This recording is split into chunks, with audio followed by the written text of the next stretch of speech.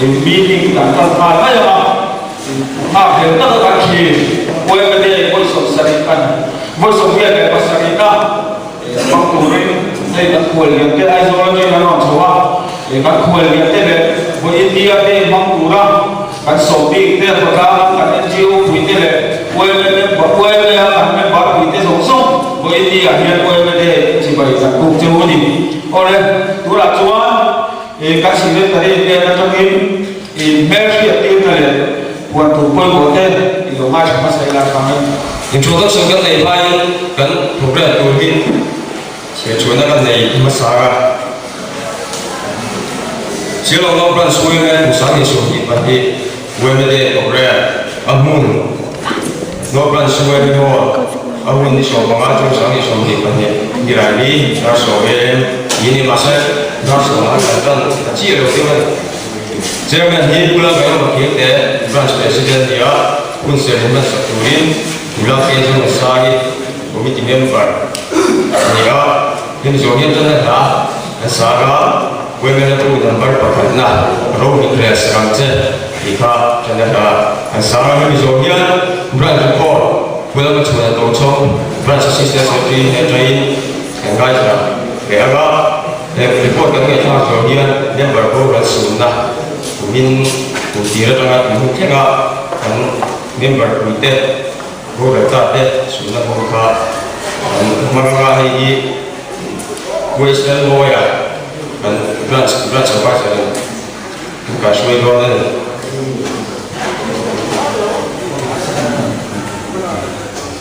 member ko ra sunna kan ne jogian sunna na nga tha ga hi nga ba zo bi ko cha section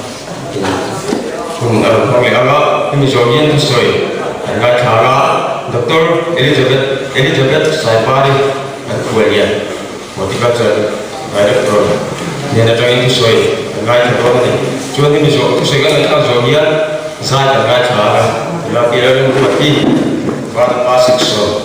nên là trong cái sai ngay thara đó thì jogian awareness campaign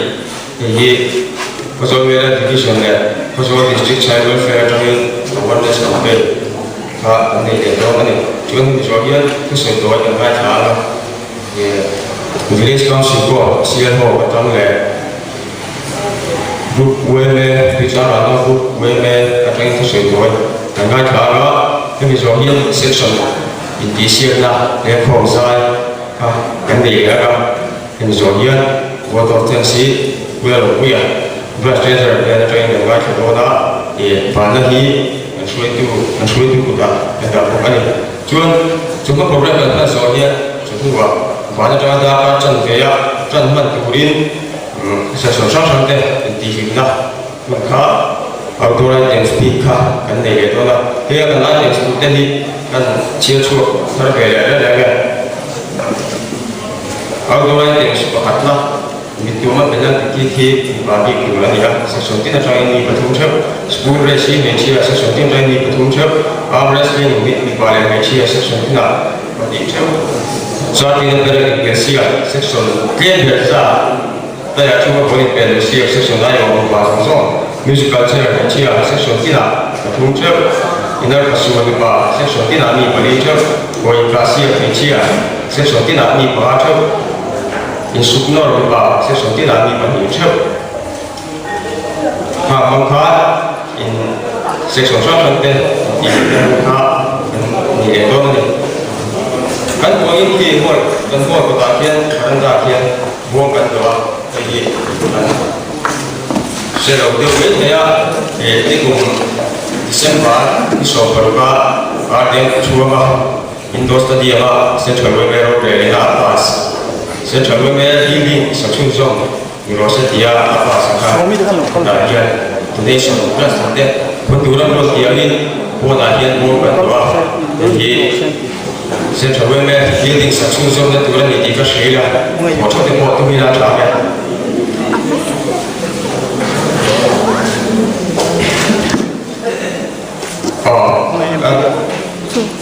các bộ đất cao là kia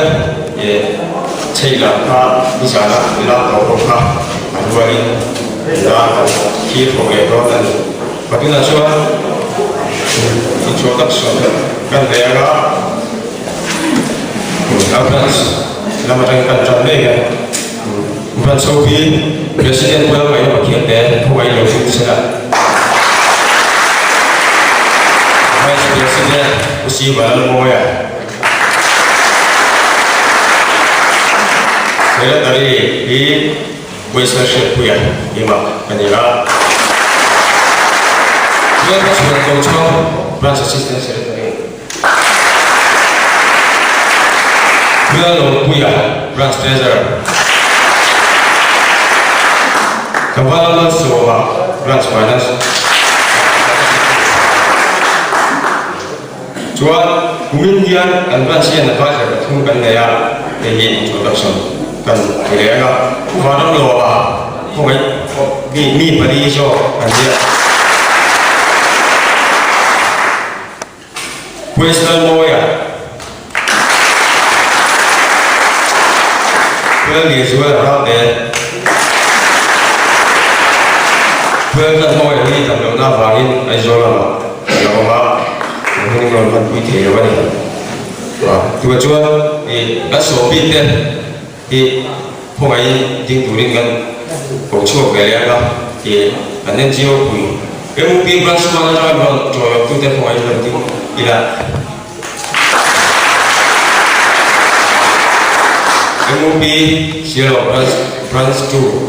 macam apa dia? MSCP Sierra branch macam apa?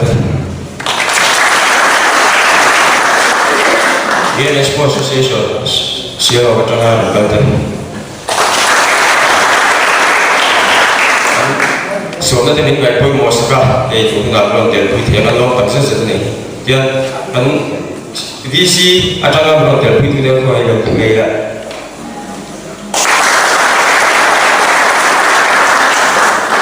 Cuan tu nak cuan branch committee member sama.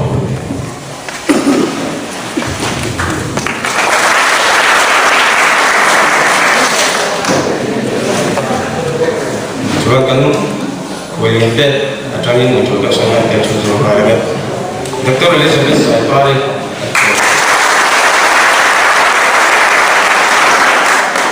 Usia sudah berkuya, cuma director. Bila ni mulai cuma director. Ini balar kana, cuma director. Bila ni suara dia cuma pasal district. Kuala Lumpur dia cuma section. Kita lalu guna.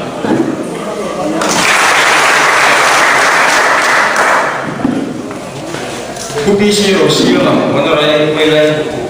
worker. Wisdom Tara, Child Welfare Committee member. Banding dia lah, Child Welfare Committee member. Kuliah sah kuliah, pasal wilayah division, staff. Coding beresnya.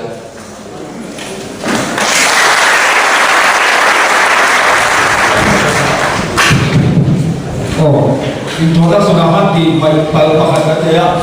Ini aja kan grup gue ini kan soalnya grup gue ini itu terjadi ya. Kalau aku main looking beresnya sila biasa mah. Grup ini. Dua section ini kan ini masa dulu ya. Kami dia dulu dia kita ding besar dia pada syukuran. Jo kerja setiap hari itu siapa sampai tu dia. Vano pasok sa busok na ulit na.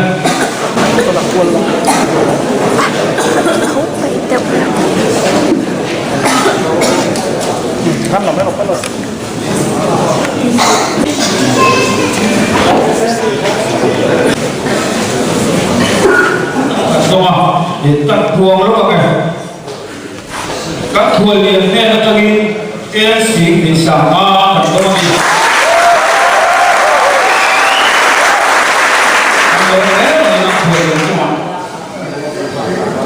siêu hậu GSA để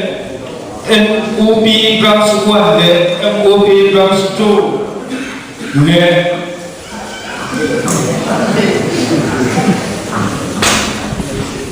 MHEP là trong những trên xã hội trước thành công của các lỗ và VC trên là trong những lỗ quy nào cần VC trên là trong những lỗ quy nào cần lỗ của các để lỗ của các tình huống này đến tuyên trang vào lỗ rút quay trong những trên xã hội thành công của các Kura jauh orang kata macam tu kan kompai kan kualian dosa tak hidup kan dua jadi dua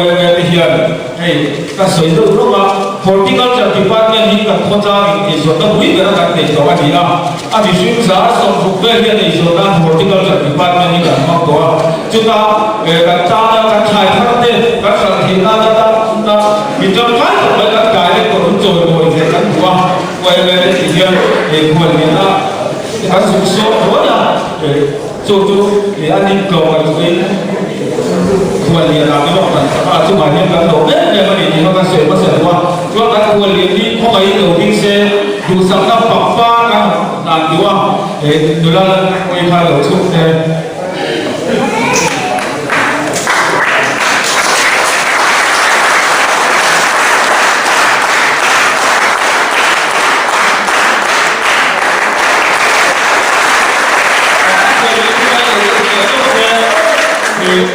mình số qua để vô hình tháp biệt làm thua thì các vai trò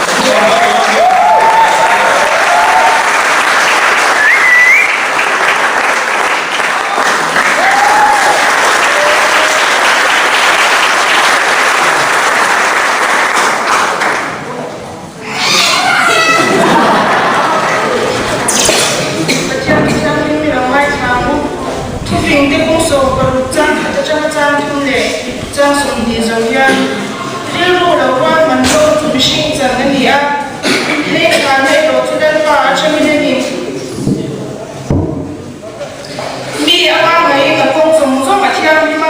nhưng mà sẽ là đến quan riêng lô tiêu bút trình ít là cho đến vào cái phi lô thì chúng ta đi thiên quan mình cho tụi tiền này thủ chức các cái đơn vị toàn thiên trà của họ đến vào đến nó biết chuẩn thì đó nên là chúng mình sống sẽ trong trang cũng lên vào các cái trang của tất cả những con tù với quay mấy đây về sống ra xử lý na đấng ta kiếm mình xoay thêm tấn công em mà tin lên vào cái gì chia hậu nôn ra xoay mấy đây cái cái xoay mấy đây về thì mình đây thì mình sống mà cẩn thận dùng giúp lại tấn công em mà với ni anh thì là lòng chụp căn sợi của cái này cần mấy phương tiện là những con tira tin lên vào quay mấy đây cần mình xuống dùng ya quay mấy đây hay sản phẩm thì là cái cái việc như na cần đi là tin cần thiết thì cái lệ vào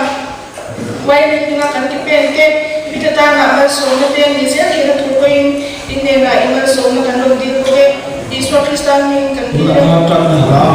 sangat saya penting apa road into sebabnya ya kalau sebabkan sebab itu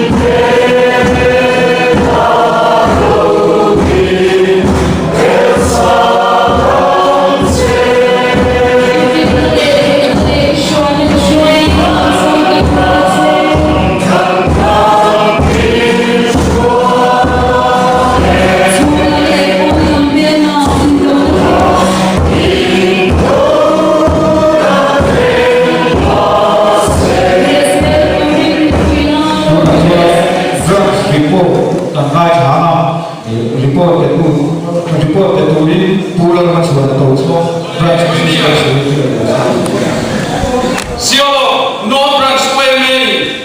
Hol Thar kan ne jaga Wayne de kan lom na masabera ko petura karon ding chole ko pe ko kan ne yalo mong tak setani Siolo North Branch Wayne kumsa ka sa kuaso ko pathum January ninga handin ania ti chuan kumin ya kumsom ni papuana ania kumsa ni som paria a khan silver jubilee kumsom ni pangana rokwi takin kalo lo to ani ti chuan kumina yan wenen bari mi pa sa thum som thum par le me chia sa som kwa kwa kan sa bai member sa nga som thum panga kan oma komit ti member ni mi pa som thum paria le me chia kali advisor pathum pali kan nei ko ka ti chuan kan vain committee member ni somli paru kan ni ti chuan branch mala na branch nuai mala na ti chapurin sub committee pe shang shang te kan in siama tin branch mala na chon se purin uai me chang nung takin tu na yan kan tin boka convener kai shoina noya tulan wele chang nung takin na ding bokani kumsang som ni pania kumin chung ya kan member chatuan ram panta hi pali kan ya tin kan branch kom chung ayan mi thi pasari kumin chung kan ne ko ani tin kumin chung yan branch na tang hi voi kan ne to a branch executive committee member na tang voi ni kan ne ya ti chuan kan na tla na te chu chian ni thing la chian ni man tu thing la na tang te tin me thai in sak na tang te we ho sak na tang te le sum tu na tang te in na tang kan ne to a tin me thai in sak na tang a yat tha sa som riat alu ta ti chuan he me thai in kan sak hi mani lo kana lo to boka sialo ko mi pui le sialo ko chu ko mun sha sha o te le na tangin in sak na tu tran ku na poisa am tak le in sak na bung roi nga mo cha kan to ma ti chuan tu na yan in chu lo the na on ta ani tin ko min chu yan central wei chan chin bu hi ko pi som bung kan branch bon chu nga kan la a kumba sabala kan ti thin ang khan kumin ko yan branch executive committee meeting apiang in bihar sa te tan pui na tu har sa kwal tholom committee member ten kan tho thina he kum to pa sem tu aniang en tholom te hi tin se chalwa me kum puan ram le ram bum hal hi kan thei al angin kan bo zui ve thina ni zana khan kan branch advisor ne na tangin tu nung tak kan ngai thapok a tin sialo khotuila rai fan atuila adona muna jaga anga lam ke en ni kan hriat thiam na chon lung pum lui chuale thap chala vaw lui chua ke en ni ku sialo no branch we me te chuan kan hum hat kata eng man nuwa ma a lung cha ke ku man le suasam le soi sakha kan rem kilo ani tin kumin chung yan project kan ne ya we me ho sak chun zong ti hin ya hei hi pathian man som na kan donga kumin chung a yan ei lua thein lua the trok in ei kan an sapung ve ta a kan lom tak se ta kan sarkar tu te kan biang tu MLA te le kan rural development minister per ki mate poisa min pe na atangin he hol hi ti hian kan han sa chhozela ni a he hol hi kum sa mi som pali puai kan mon puai president lai khan aban phum tran ni in tun hi kan theng ta ani tin kan project dang khuang pui siam hei koi kan ti lo thing to a sound system when the day umina oi khachi anlamma ka samdeu nian sound system hi kan project ka he ko hi kan nei to a u w chuan oma ne na training kan dong kan lo mani committee room apa ket ha kan ti lo ting to ko ka committee room ma water filter ta em te ko hi member tele troi tu te chan ngai na azara kan ti lo ting to ko ani ti chuan koi ni a ya we me de voi som riat pasai na nim ta ka mang turin kan in lu saka kum ni chung lo vik shi puya ba ma kan man ke to lo nuwa kun thata mai ni te tu pathian chunga selo lo transfer me te kan lo e ma ti chuan koi ni a de mang tu lo kal sing song kan wal lian te le ama man sui tu te song song te kan so pi kan zio kan mo pui song song te le we men ba song song te kan bc member song tak tak te kan so ba in kai la ma yan we me te lom na ruai thebe turin kan so ni he na me kan ba jatuan trong min pasan ta te covid chunga jatuan trong min pasan ta te polin hun kan pa kan su tu ra te hi in kan sir ti te na tramin a chan chin to de kan na kha ma chun zo tu so tam nai lo ni pu wei sila ko ya kan practice advice ka ka ding chun zo ba lai se la cha hai cha chin to ka chu an chia la me la ta ta teo ba le ni chu kan member to la ka su te ni e an chu te na lo to yo ni kan su la an ni a lo to yo tu te song song ko ni e kai la ma pa we ke pui tu ring ka so vek chu ni ni chu kan member to la su tu te chu putla ro zo te usian biak tha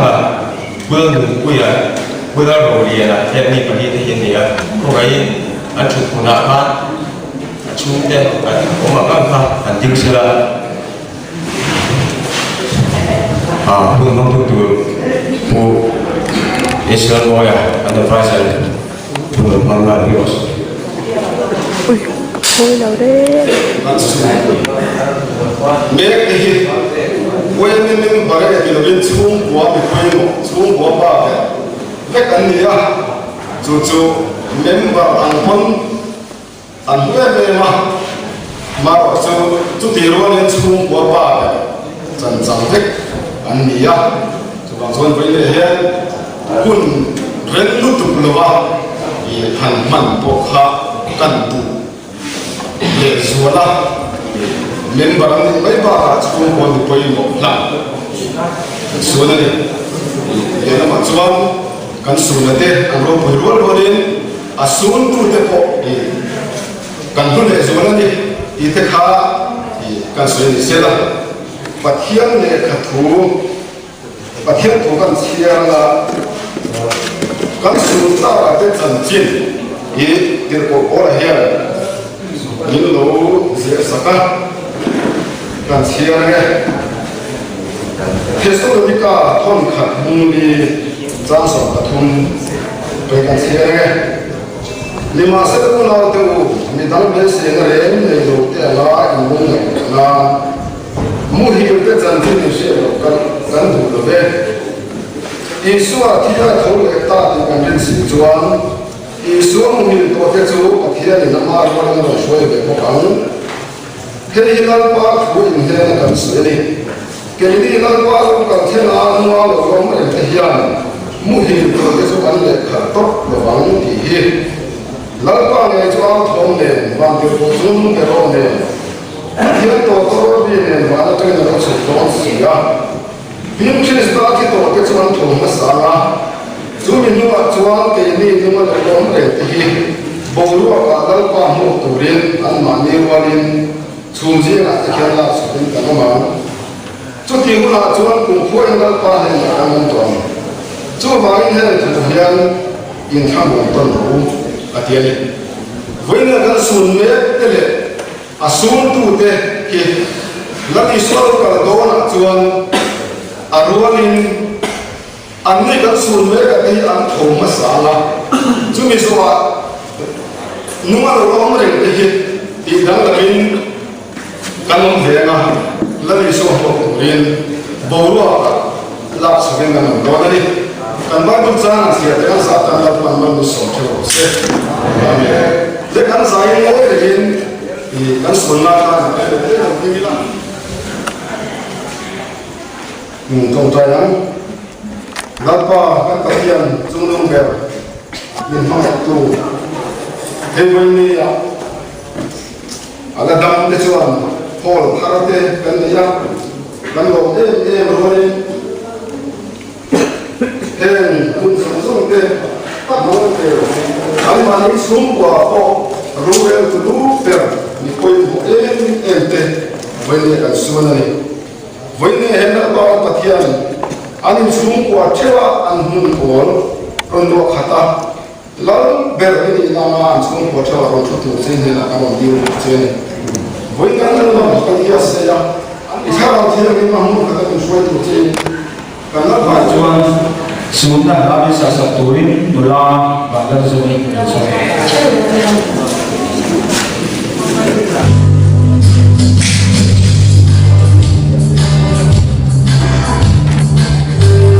Oh,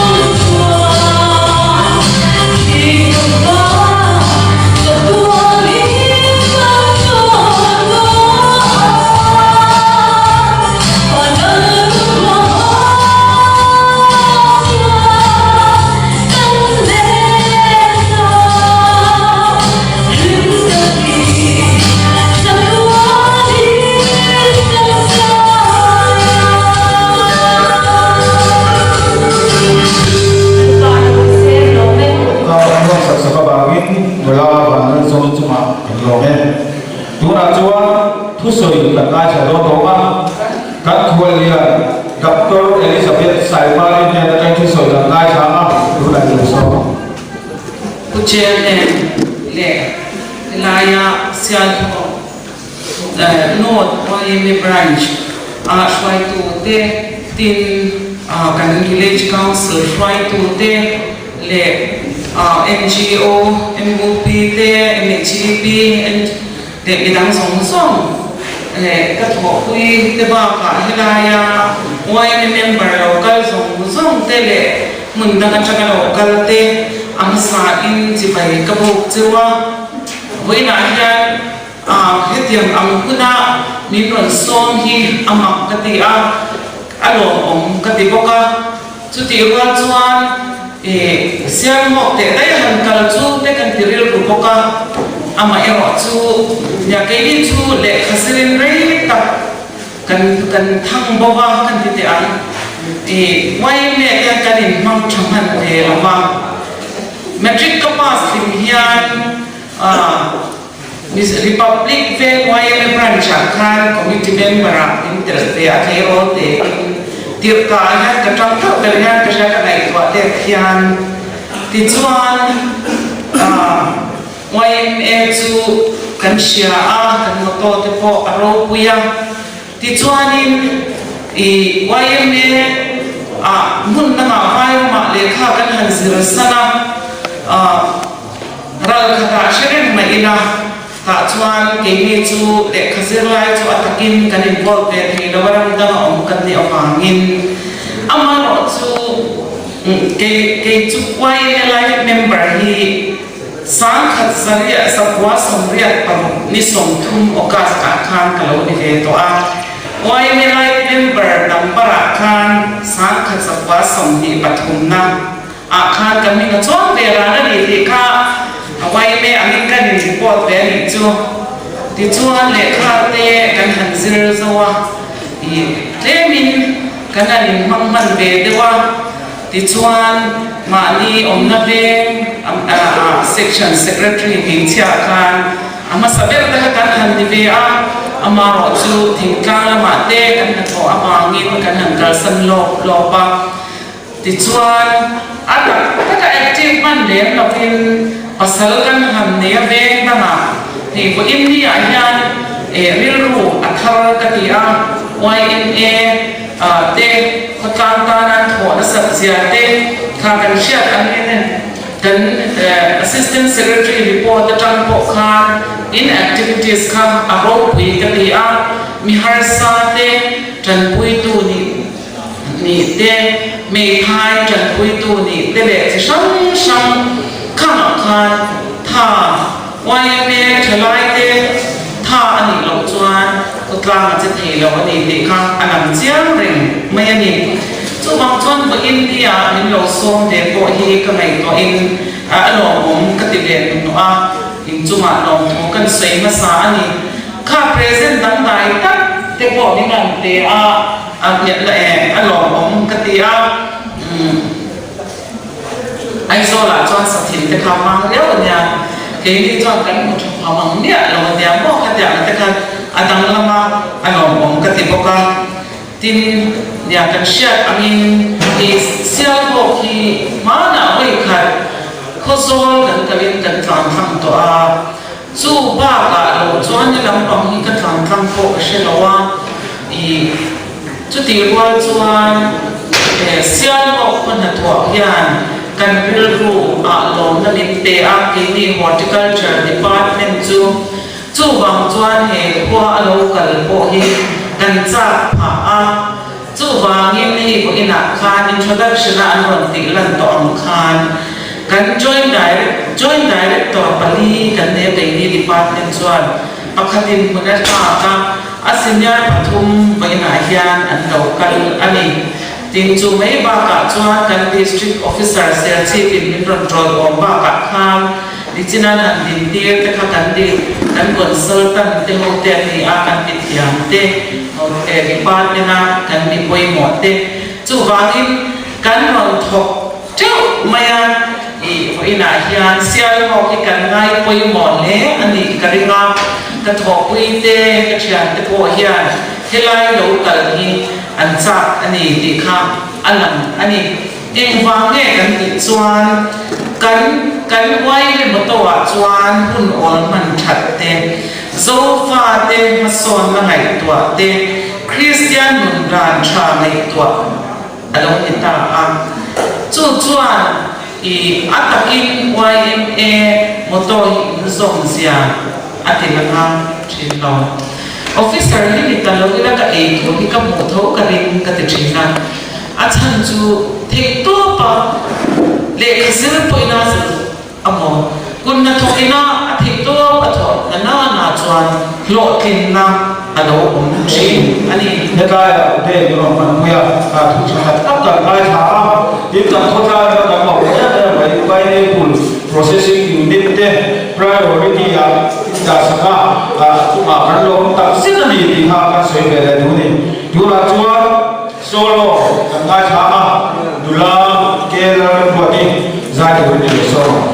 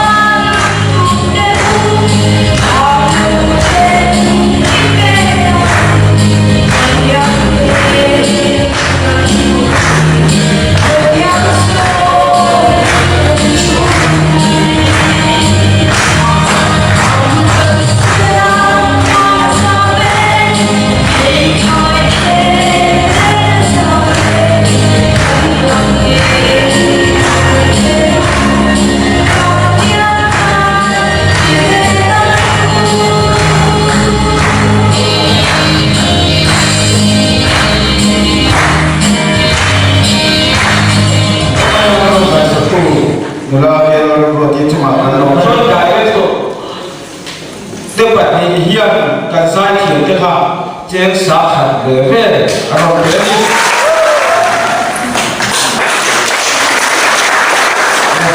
tôi đã nói rồi chứ mà cần đồ thật rất đấy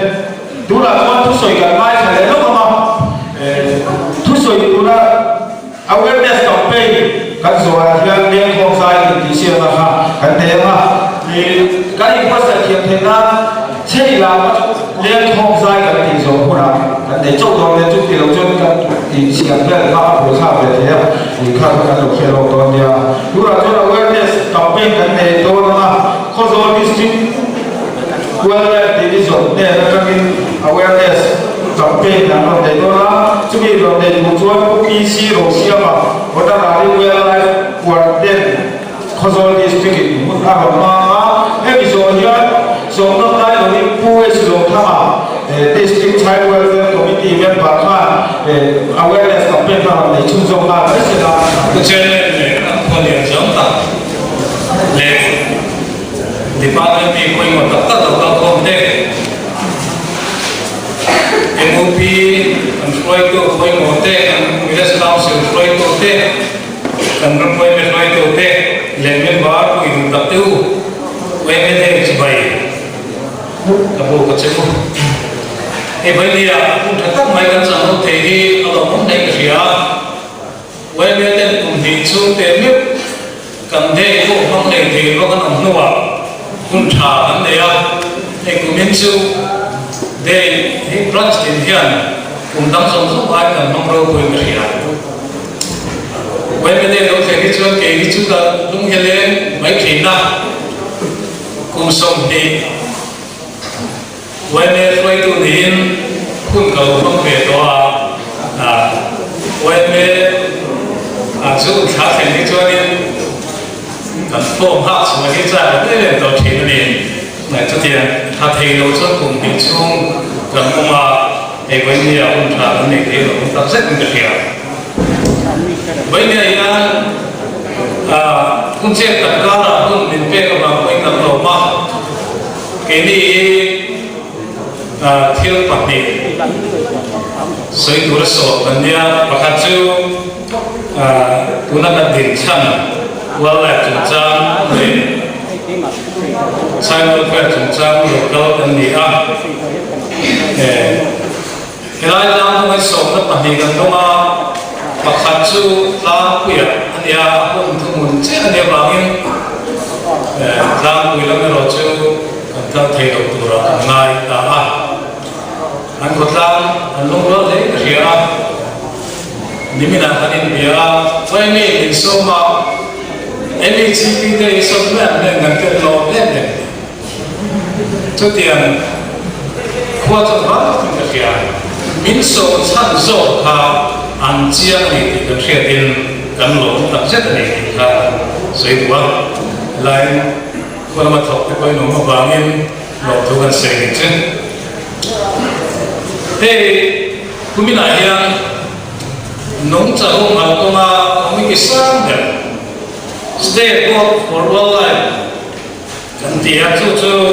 kan cim ni sahaja kau nuaya din aniha sumi komiti tuan kami nak yang kan ram nungsa sih sabah hari yang sabna saya kan cakui kau lalu suat wah semua bangsa kan ram nungsa tes suat nesa ani abangin helami yau tampu yang miam mani district cewa ko helami out tamilam sange in state board lam chuan roman la siam ta chu lam chu ko na ko hian kan si US dollar billions z an da lo to ni ani india ra mai nge kan tin hun ve india ra ma photojournalist ro pui ber tian chao jing mi pakat sumit sen a chone india ra min helama safa aba no ta kan sumla lo he kumtin vai kan safa mega hotspot kan dia tin re kan nei me ka te hi kan tim doi kan hom hala kan lo ti kum le chuan ecotourism ta po hian nasa ka chu zong zong a chuan voi ne hian voi me nen ba la thok pui zong zong ka ngem du cheu chu kan ram ro lu nung cha kan ti he kan ecosystem hi kan ti chia si chuan kan dam chuak dong chung lo kan ram nung cha te kan thing le ma kan ti che si chuan kan ram hi kan tam a ra do do chu ba chuan voi ne kan la la nung cha te le thing le ma ku ma na hian ram le nam ha din chu na le ram le nam kum ha na tak tak chu ma ni ti hi khe thar le la te to ki chu tra mu lo me official voi mo tak tak te voi ne a hi lo ko song song te district child welfare committee for all district meaning chi bai kan ku sewa voi na ya mun thatam mai lai mun na ya kan nei ka ba ni kan lo te ma in hai in hun na che ta te in chom program te ka kan the ni pi ngo ni ti ka me lo re sa pula re ta kun kan ngo lo ni ti ko ka kan sui ma san a in nei voi na ya in che sia ka en yan sia lo ki ngai ta ton nei ka se a ko fin ta in ni ko ka se a in nei zo na zo ra na na in zo ka horticulture department te a he ngai na cha chu mai na cha ni su te a lam put put aya he te lam thil na ngai ko chu te ko fin ta in ni ni a bi ta in nei sia ho ko ni kan no pa te ka tama ka se ta ni a ko kon chu ma tan chu pa ta ka no pa lai che no chi gan ni a sia mo kan ti chon no mi ti le ko su ma in ko ya ye ko me te kan ma ma he kan fi a we me lu ka de tu ni ka cha che wa e we me san kai so ko non tiam tu ni ka cha sa che wa e ke we me ti to ba ma chu ga ni a kan tam pa to ko ma kham he ke ka chu ye ko ka chu he lai kwang kun we la me che pa ka so chu ga so wa các ngày tuần duy ta chuan ni kun thuma liu cho an che mo ka ni an kha ha den zo de ko han koi pe ka ti chuan ka thu pu ya han lu ta ila he ko zo district kan na han pia ma kan si a district kan pia chuan chin chi shong shong ro pia pe na choi ya chu mi si ga thi ko mo ta mai chu child protection hi ani no pang te ve ni ngai ko mo fu ma ya ti chuan kan district ki mi zo ra district a ko li lo ko ta district ni lo ko ta kan ni la chung in he ti ang no pang te ve ni na na mo ko na na hi thil ko mo ta mai le a ko so ko bi chang ko ni lo ni na ko che ve khang khang ko he kan lo mo em ma ya hun ve lo te ni kum sam ni le som ni le pa khat tong khan child protection office hona ni wol wol in child welfare committee here in ngalani a ten chu ni roi juvenile ko dat ya chu tiang chu no pang da chia te chung thu re tu kha tiang kha bin ani buka ti chu ke ni ka nam ta na ta chu district child welfare committee member panga omna ani a ti chu ke ni ho hi judicial magistrate first class level angin he committee hindi na niya tu ne sang tak pe kani a kan mo pura chu no pang ki re che onte in no pang hai ro ta ba thil ti chai so ta na an chung ka na chu ti ang la ka chan chu te chu ti ang ve nim na te thok tu chu kan ni a ama ro chu kha kha ke ma ni mo him kan thok chi ni lo ba khotang ko mu na mi de ko na mi choi ong na te lo chuan kha thil ka thok chi ni lo ba helai ko zo district ai na chu ti ang chu kan lo ding ve to a o thak te la ni ma se la ngai ro chu kan na to ve a ke stop ta he o thak ye ni kan lo boi ku ve to ni ti te ko ka kan kong chu tu a ti chuan he se lo ku ba ko ya ka ti ang no pang chan hai te in no pang cha ma ma ngai te in no pang ve ni ngai le kha ti ang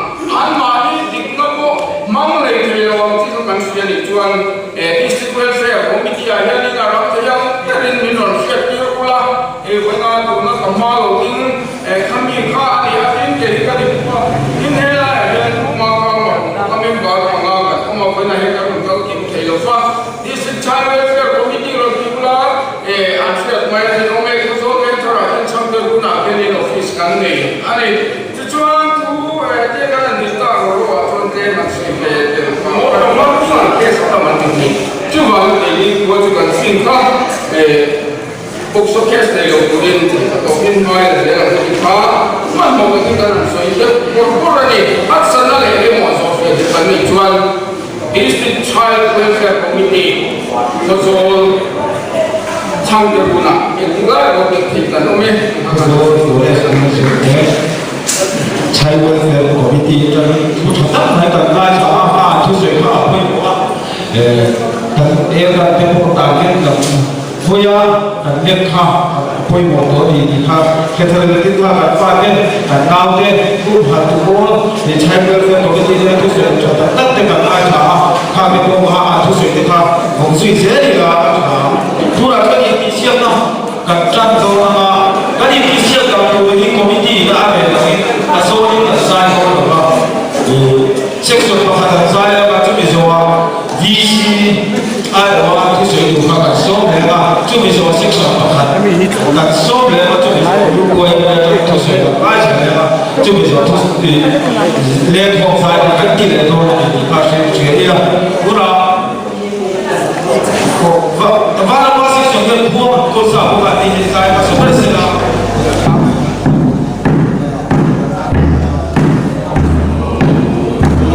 Oh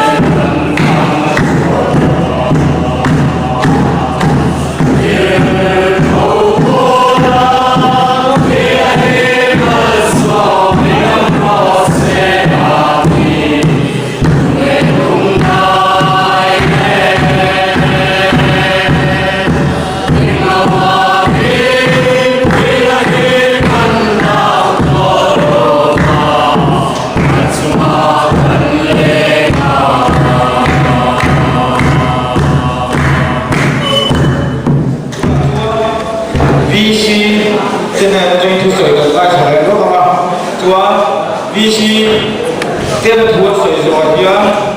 ตายที่เสียสิกโซนะใจถึงจะสอบไปตรงนี้ดูอะไรสิ่งที่ทุกสิ่งที่จะสอบผู้เจ้าเลยเวลาเราเรียนสอนกับ horticulture department director Mizozinga horticulture subject PhD doctorate degree nei master umsom di chung ve pe cho chun ni ya le athobi zom tak tak te le hung non sui tu te le voina kam sui tu rong ka so sung te le koi me rum ba pi so sung te sial ho ka in sial ho vi se ning chi bai kan bo ka chu voina hian sui da hun ka ne re don lo pa kan chairman kan president ne hian kan bia a re lo lam se tu ni shila chu man chu ka sui re don lo pa amero chu sui ma in thu soi tak tak mai na ni lo la chiar sang lo sira thil trem te thu ma the am devin he kan director he kan holian he doctor chun ko ania sia da sim simata a falo he doctor me cha mai falo ne ko ka chu te ko chu vona ro ka te hian kan sia ve he sia ve kan puin ka sia doctor lalo chungi mai ram ding sira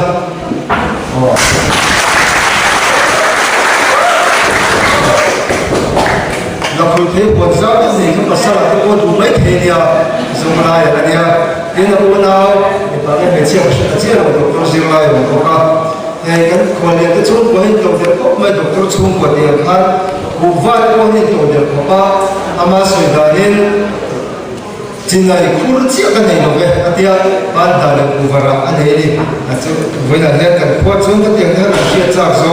ani bangin an sai ter shim shim ka thai tan sia a ole voina ya sai ta kan khan ni lo te thu ka sai do na thil pathum sai du kan ya thil tam tak sai du kan nei rolin thil pathum ma han thur ding ka ila pakhat na chuan sial ho khi holung rual kan ni phachunga hian ti le ela moi se se ne ne ka chu khotin da din kan nei ve thova amai ro chu kan lung ro sia hi thil tak tak a ro lam chok thina sam kha za ko su ko le pakhat apum ka sia so chuan ne pa mi mi lo ngai dam se la shi chen zo bin sam kha za ko su ko le pakhat ve la khan mizoram ko fai da ro man dong ko bin fai da ko kan lung ro sia kan lan dir to a in सरकार का चौथी में ऐसा लोग लंबे को नहीं मैं थे कन्नो बंदे वाला सब बोले पली बोल पे नहीं ओ रोल में सब चुन शियागा कन सरकार इधर का पता का हमारा अच्छे से का लूँ वो लोग मिनिस्टर इन बियर तू निको तू बियर सोला था तू मानो बोलो तू या का तू शोय तू दे कौन खा है तू फिर तब ये तो ही अखत में हम लोग इधर लोग तुम ये थे ताकि हम का तू लोग सियागा तीन सियागो है सेकेंडरी स्कूल अंतिना विद फॉलोइंग वही नहीं कुछ सोचो तंकल को तू अपन नो कदम लो बा स्कूल छता कमिटा रिजल्ट पेचवा जा also when pass nei na school kan nei ya he le instruction a ya siago kolor bo sia lam thina tin kendi generation be ma ya ko yan kun da ku som bor be la ya mi har sa in sak hi in ro in sai ver kan nei to a kuma da na ko in ni phaka min kan sak transfer me ma hi te bol to min in sa be kan sak kan lu ro sia hi thil tak ka hi da lam thina chu bangin lu ro la ma hian ha so sia la kan kal da nai kan kal se la ma kan thua hi kun wong ko cham ang an ni se ran ti he ka ring ka ta ka be se ka ko ani apa ni na chuan khoin to jan kan ni kan to jan sia lan na pakat an number 1 chuan tu na le ho na kan sak ha kan ko pa ko ani tu pa chong ho ya he sia mo ko pa ni ya ko ra ko la na sa ko ma chu ti ka kan soi kai ka sia mo hi in sanga le som le pakwa tuna kan chin chia da hemi household connection water supply scheme atanga kan pek chuan zanga le so ko in kan chin chia chu zila in zali ver hi put na thoka in zong kan nia kan ho tu den milo share success kan chu in zanga ko in zali ver hi put na thoka in zong kan ni amai ro chu kan le lo hian thirula kan za pui bi lo wani kan ni na tang hian kan chen ko de le milo khai kim china ke ni pon kan ro chin ko mai ko chen khat te chu kan chen lo ko mi te hi an khoza ve ve sarkar jana khatin ho la ten nia ke ni ro chu kan ni ve lo chuti rual chuan kan put na thong mangin kan thasui mangin ei tur kan thok chuaka kan zam lova kan chowa kan horticulture de chu ena ro khan da sui to a hola hian sarkar hian min mai sakhau ma sela ei tur hi a san pa hian te thui tak sui cha ma ser thum chung cha tak sui le ko ka ser thum hi nikum me ko sa kan chin chia da chuan kan ho tu ten milo share saksela mizorama kami kum khan thamani kum ni tai a shira tu shak shak ser thum chia ke ni ba ne ya kan chang de boka a sha chu tam ber dot kan ni mizorama ser thum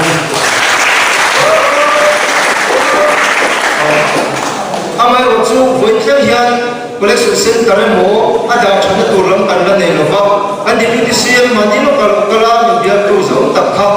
an dia da kha kan lo thena ti chuan tu na hian kvk lo ti den jump opin solar cold storage kan nei ka turin tu na hian si vice president tu se ram pan boy chu lo thu se ko tu le khom sai kan ti le kai ti sia le ma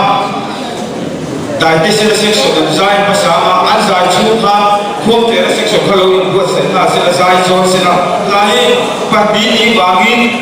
section leader te kha ro kal bol se la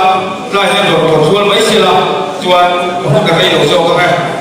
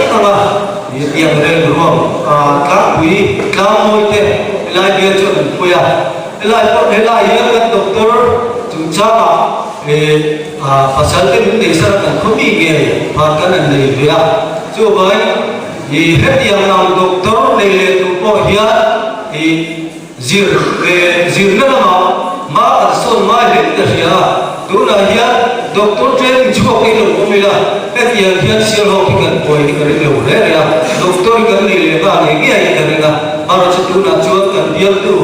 e kan be tu to na e doctor chu thata chu bit be le to ni kan chi ha alo om le e la lo thu kan e soi ko ni se la e tin e wai me chu e wai me ba ke chu e wai me te chu để từ con cán lũ đi về trách mấy thế đi ama là chụp quay bên bảo thế đi để giúp người quay lên thì cái mà mi ta là được sản xuất thì có sản品quay bên bảo thì cũng anh đi lâu đi khác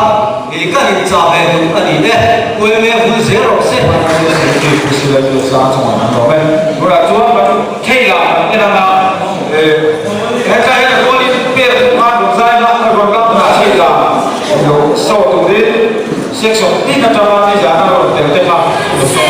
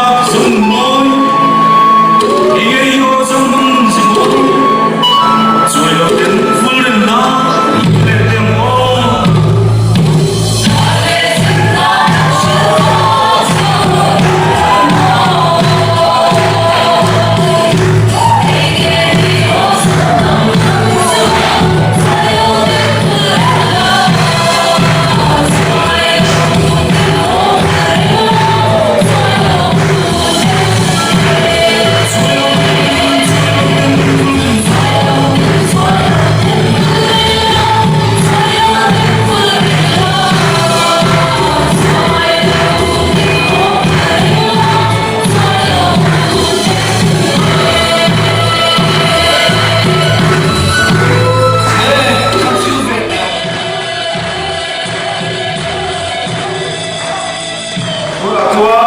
và năm các đầu ba